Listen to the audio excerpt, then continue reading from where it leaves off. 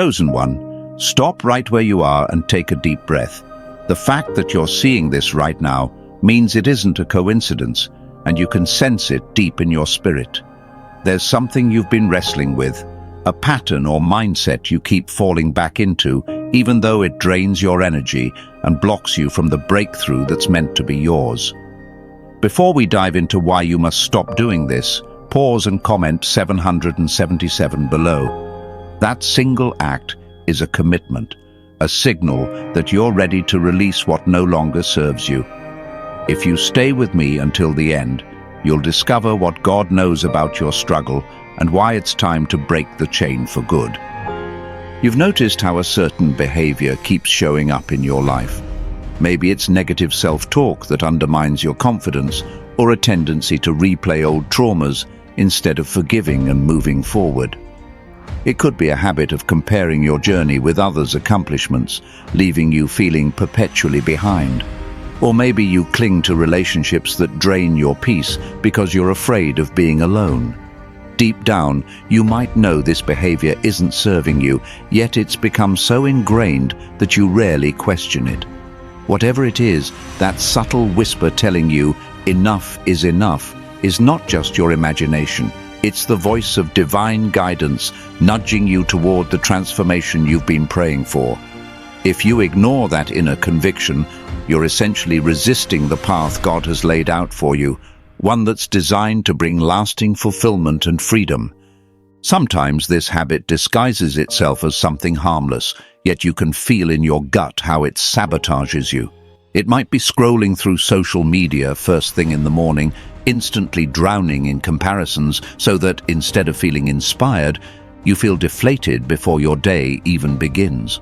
Or you might be stuck in a cycle of complaining, always finding something to be upset or anxious about, never stopping to realize how this negativity seeps into every corner of your life.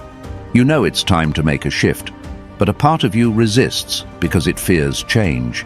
However, change is the gateway to growth, and you won't move forward until you decide to break this pattern. One of the most common traps is self-doubt. You wake up with an idea, a dream, a spark of purpose, but almost instantly you question your ability. Am I smart enough? Am I too young or too old? What will people think? This crippling loop of doubt is precisely what's blocking your blessings. It's like planting a seed one moment and then digging it up the next to see if it's growing. God is fully aware of the capabilities He placed in you, but He won't force you to trust them. Ultimately, the choice to stop feeding your doubts is yours. When you comment 777, you're saying, I acknowledge this pattern of self-doubt, and I refuse to let it rule my decisions. Imagine the sense of relief and empowerment when you finally stop tearing yourself down and begin affirming the gifts you have to share with the world. Picture the ripple effect this will have on your relationships, your goals, and your spiritual life. Another thing you must stop doing is replaying your failures, big or small. It's like you're holding on to these mental movies of everything that went wrong, and every time you hit play, you re-experience the same pain, the same disappointment, and the same limiting beliefs about who you are. You remember the moments when you raised your hand to share a thought or opinion, and someone shut you down, leaving you feeling belittled. Or perhaps a relationship ended in heartbreak, causing you to doubt your ability to ever choose the right partner or nurture a loving connection. Or maybe there was a financial investment, a venture you believed in with all your heart, that didn't just fail, but left you wondering if you're truly cut out for greater abundance and stability. Each recollection is like adding a brick to the wall that separates you from your divine calling. That wall only grows taller the more you feed it with these repeated failures on loop. Yet, God sees every one of those moments differently. He sees that each so-called failure has the power to become a valuable piece of your testimony, like a seed that once planted and watered by faith can yield a harvest of wisdom and renewed strength. Failure is never final if you refuse to allow it to define your future. Consider the stories of individuals who have risen from complete financial ruin to unbelievable success, or those who have emerged from shattered relationships with a stronger understanding of unconditional love. They didn't simply ignore the wreckage, nor did they wallow in it. Instead, they examined the pieces, found the lessons, and used those lessons as the very building materials for their next chapter. Imagine looking at every heartbreak or disappointment like a toolbox, offering you insights into what went wrong and how you can prevent a repeat scenario. Yes, there may be scars, memories that still sting, but scars can transform into badges of honor when you allow them to remind you of how far you've come. Instead of replaying the ache, replay the growth. The moment you learned to express your boundaries, the moment you discovered how to manage money more wisely, the moment you realized your worth in the eyes of God. All those insights are wasted if you keep your eyes glued to the past with regret or shame. But make no mistake, shifting your perspective on past failures isn't about glossing over real pain. It's about letting your heart process what happened while saying, "I can glean something good from this." Each time you catch yourself sliding into a pattern of replaying that humiliating memory, maybe you lost your job, maybe you said something in anger you regret, remind yourself that replaying the guilt or shame only stalls your growth. You can't usher in your destiny if your mind is locked in yesterday's regrets. Instead, imagine a door leading to the next step in your life. Every time you replay an old failure without gleaning its lesson, you're effectively barricading that door. When you set yourself free from these repeated scenes of regret, you unlock new and brighter paths. Sometimes, though, the real fear is that if you stop replaying these scenarios, you might forget the lesson. But here's the truth. You'll never lose the constructive insight if you intentionally extract and embrace it. Journaling can help. Try writing down the major lesson learned from each perceived failure, then document how that lesson will serve you in the future. Once you've turned the heartbreak, the financial slip-up, or the missed opportunity into a stepping stone for progress, you'll find you no longer need to hold on to the pain. God doesn't want you dragging around the heavy load of guilt and disillusionment. His goal is for you to travel lightly, enriched by the wisdom of your experiences but unburdened by their sorrow. This transformation in perspective is always available. He's merely waiting for you to pivot from regret to resolve, from sorrow to strength. Sometimes the habit you need to stop is trying to handle everything by yourself, never reaching out for help or guidance. Especially if you pride yourself on being independent and self-sufficient, you might resist the idea of opening up to others or admitting that you're struggling. But it's crucial to remember that God did not create you to walk this path alone. Even Jesus, who carried divine wisdom, surrounded himself with disciples and close friends. They shared in his burdens and his joys. In the same way, your independence, while admirable, can become a stumbling block if it prevents you from ever seeking counsel, companionship, or intercession. When you constantly soldier through life on your own, you limit the fullness of blessings that come from collaboration, be it moral support, practical assistance, or simply someone to laugh or cry with. Think about major achievements throughout history, a monumental building, a revolutionary invention, or a social movement that changed the world. None of these feats were accomplished by lone wolves. They required teams, supporters, and often the synergy of multiple minds working together.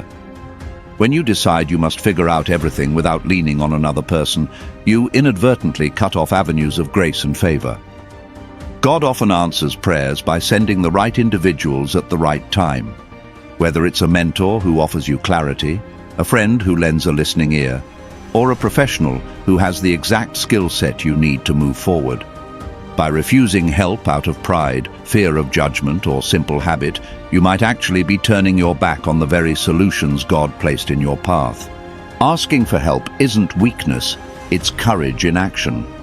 You may need to swallow your ego or confront your discomfort, but once you do, you'll likely discover that the people who genuinely care about you are more than willing to lend a hand. And there's a special kind of unity and deep bonding that happens when you let others see your vulnerabilities. That openness can pave the way for true friendships, accountability, and a network of believers who pray for your well-being. Sometimes a single conversation with a trusted friend or spiritual advisor can spark a breakthrough that months of isolated struggling never accomplished. God moves in mysterious ways, and one of those ways might just be a phone call or text message away. Maybe you need to pray, "Lord, show me the mentors, friends, or loved ones who can stand beside me," and then follow that prayer with open-hearted expectancy. Don't be surprised if a colleague suddenly brings up a topic you've been struggling with, or a family member shares a resource that aligns perfectly with your need. These are not coincidences, but answered prayers. Still, you must also do your part.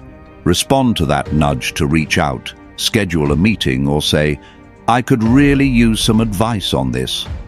Doing it all alone can indeed look noble, like you're strong and undefeated, but in reality, it might just be a fortress of pride that keeps people at a distance. When you let go of the belief that asking for help diminishes your strength, you realize that vulnerability can deepen relationships, foster unity, and catapult you into the next season of your life with greater resilience and an expanded sense of community. Think of it this way. If your life is like a garden, then other people can be the gardeners who help you weed out negativity, plant seeds of hope, and water the dreams God placed in your heart. You can't possibly see every weed or plant every seed alone. Your vantage point is limited. Letting people in gives them permission to point out the issues you might be blind to and celebrate your growth alongside you. It's a mutual exchange. By allowing others to help you, you also invite them into a purpose bigger than themselves. The question is, will you allow your vision of independence to rob you of this exponential growth? Or will you open the gates of your heart, step beyond your comfort zone, and embrace the abundant support God longs to send your way? Either way, know this: you don't have to walk alone. The greatest legacies in faith, in business, or in personal transformation were built on a foundation of healthy collaboration and the humility to say, "I need you by my side." When you change your mindset from "I must do everything alone" to "I can graciously receive help without losing my identity or strength," you unlock a new level of fulfillment, synergy, and divine favor. And that, dear chosen one, could be the key that finally opens the door to the next chapter of your destiny. Also, be mindful of how often you say yes to everyone else's agenda at the expense of your own peace. Are you burning yourself out trying to please people who only take and never give back? Do you keep saying yes out of guilt or a desire for approval? Every time you say yes to something that clashes with your God-given mission, you are indirectly saying no to the path intended for you. Setting boundaries might feel uncomfortable at first. People might get upset, or you might fear disappointing them. But it's essential to preserve your limited time and energy. You're called to do big things, and that calling needs room to breathe. If your life is crowded with obligations that don't serve your higher purpose, your gifts remain hidden. The more you protect your peace, the clearer God's direction becomes. When you sense that internal nudge telling you to stop, don't brush it aside as a fleeting emotion. That nudge is the Holy Spirit trying to steer you away from pitfalls and guide you to a life of greater impact. Perhaps you're staying up way too late night after night, and it's affecting your ability to function at your best the next day. Maybe you're caught in a cycle of gossip that poisons your perspective, making you see negativity everywhere you look. Or maybe you're stuck in fear-based decisions, always turning down opportunities because you're worried about failing. Or you're letting some past trauma keep you from taking bold steps. God sees the pain behind these habits and is whispering that you deserve better. You're the chosen one, destined to do incredible things, but harmful routines are like shackles around your ankles. Break them, and you'll be shocked at how swiftly your life can transform. The first step to stopping what no longer serves you is awareness. You have to name it. Ask yourself, what's one recurring behavior that keeps tripping me up? It might help to keep a journal for a week, noticing when you feel anxious, unmotivated, or angry. Often you'll see patterns. For instance, maybe you notice that whenever you scroll social media first thing in the morning, you end up comparing yourself to others and feeling down all day. Or every time you talk to a certain friend, your energy drains because all they do is complain or belittle your ambitions. Identifying the pattern is half the battle. Once it's named, you can consciously choose to do something different, and your actions become aligned with divine wisdom. Next, you need to create a strategy to replace or avoid the pattern. Stopping a habit isn't just about cutting it out. It's about filling the gap with something better. If you decide to quit negative self-talk, you might replace it with daily affirmations or positive declarations of who you are in God's eyes.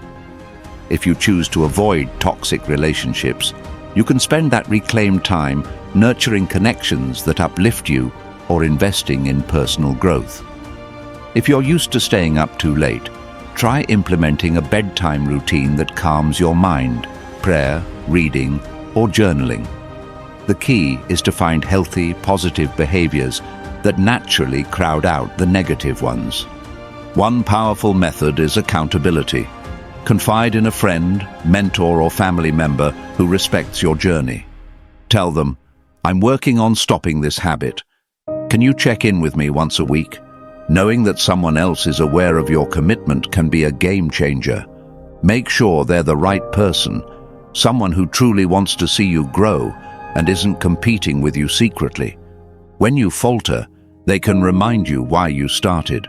Having accountability lifts your intentions from wishful thinking to actionable promise. Of course, temptation will arise.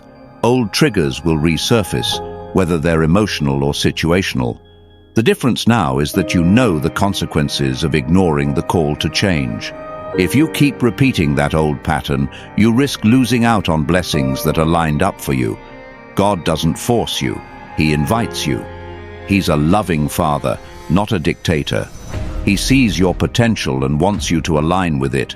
Each time you resist temptation, you strengthen your spiritual muscle. Each time you succumb, you gain another chance to learn. This is about progress, not perfection.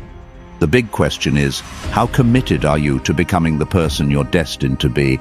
Another significant element is trusting divine timing. Maybe you're stopping a behavior, but you don't see immediate results. Patience is critical here. Just like seeds take time to grow underground before sprouting, your transformation might happen in hidden ways first. That negative pattern was a deep root in your life, and you're uprooting it. Give yourself grace. Focus on small daily victories, like the day you resisted the urge to overspend because you realized you were numbing emotional pain, or the evening you decided to pray instead of binge-watch a show. Celebrate these tiny steps. They're how big changes become permanent. If you're still on the fence about commenting 777, let this be your sign. That number is a symbolic act of agreement. It's you saying, "I hear the message and I choose to comply with it." This unity of mind, heart, and spirit is powerful. Others reading through the comments might see your 777 and feel encouraged to do the same. A community forms around mutual support. It's no small thing. Even online gestures can have a profound spiritual ripple effect. And it's not about the number itself, it's about the surrender behind it. You are surrendering your old patterns, trusting that what God has for you is infinitely better. Take a moment and recall how you've prayed, wished, or hoped for a sign, for an open door, for a chance to level up. This might be that sign. You might have been waiting for someone to say, "Stop doing that." God knows it's hurting you more than helping you. So here it is, spelled out with love. You can't keep living in the same cycle while expecting different results. If you want the future God designed for you, then let go of the baggage that's pulling you backward. This is the moment. Right here, right now. Let me share a practical example. There was a man who always checked social media as soon as he woke up. He'd see everyone else's accomplishments, vacations, relationships, and he'd immediately feel inferior. That sense of unworthiness tainted his entire day. He prayed, "God, help me find peace," yet he never changed the habit that was fueling his anxiety. One morning, he decided to break the cycle. He left his phone in another room at night, woke up, and spent 15 minutes in prayer and meditation instead. A week later, he noticed he felt calmer, more focused, and even started hearing clearer direction for his life. That was God meeting him at the point of his changed habit. You too can see significant breakthroughs simply by removing the triggers that keep you stuck. Now, let's address comparison. It's a poison that seeps into every area of life. You might be scrolling and see someone the same age as you who's already a millionaire or married with kids, traveling the world. Comparison says, look how far behind you are. You'll never catch up. God says, walk your path. There is no competition for the calling I've placed on your life. When you indulge in comparison, you reject your uniqueness. Stop doing this. God knows how it robs you of your joy. Instead, celebrate others' success if you can, or simply turn off the feed if it triggers negative emotions. Protect your mind like you'd protect a rare treasure, because that's exactly what it is. Fear is another pattern to stop, whether it's fear of failure, fear of judgment, or fear of disappointment. Fear can be crippling. But here's a revelation. Whatever you fear has only as much power as you give it. For example, if you fear public speaking, you can start with small steps, like recording yourself on your phone or speaking at a family gathering. As you do it, your confidence grows and your fear diminishes. God has not given you a spirit of fear, but of power, love, and a sound mind. Sometimes you just have to remember that truth when fear tries to overshadow you. Also, pay attention if you're addicted to pleasing people. This is a common pitfall, especially if you're empathic or naturally giving. If you constantly adjust your behavior so others won't be upset, you're effectively putting them on a pedestal, potentially above God's plan. Stop shrinking who you are to fit someone else's mold. The ones who truly care will adapt to your growth. Those who only liked you when you were smaller than them were never in your corner to begin with. You're not meant to live as a diluted version of yourself. God wants your full expression, your talents, passion, and convictions out there making a difference. Think of your life as a story. Are you ready to rewrite the chapter you're in? Because if you keep repeating the same mistakes, it's like rereading the same page over and over. Growth demands turning that page. Stop rehashing old drama, stop telling yourself it's too late, stop letting people treat you like you're disposable. The moment you decide you're worth more, your surroundings will begin to shift. Sometimes painfully, but always purposefully. New beginnings aren't always comfortable, but they lead to the promised land your soul has been yearning for. In the midst of it all, remain humble and teachable. Pride might tempt you to think, I'm fine, I don't need advice. But humility is the posture that invites divine help. Admit you're a work in progress, open to correction. God knows every corner of your heart anyway, so there's no point in pretending otherwise. Let your vulnerability become your strength. People resonate with honesty, with genuine transformation. If you share your journey with honesty, you might even inspire someone else to face their own patterns. Time is not unlimited in this earthly life. Every day you keep doing the thing you need to stop is a day you could have spent building the life you truly desire. Don't let regrets stack up. God is so patient, but you must use the days He gives you wisely. Imagine you stand at the edge of your life looking back. Would you rather see a story of fear and stagnation or a story of courage and surrender to God's leading? The choice is in your hands right now. If you feel the tension between who you've been and who you're called to be, that tension is your sign to act. Let's talk about gratitude as another antidote. Often, we stay in negative loops because we forget the blessings right in front of us. So each morning, list 3 things you're thankful for. They can be simple, like a roof over your head, a supportive sibling, or even the sunrise that gives you hope. This shift in focus can break the pattern of complaining or victimhood. Remember, you are a chosen one, which means you've been set apart for a greater purpose. Gratitude keeps you aligned with that purpose by reminding you of your infinite abundance, especially when you're tempted to see lack.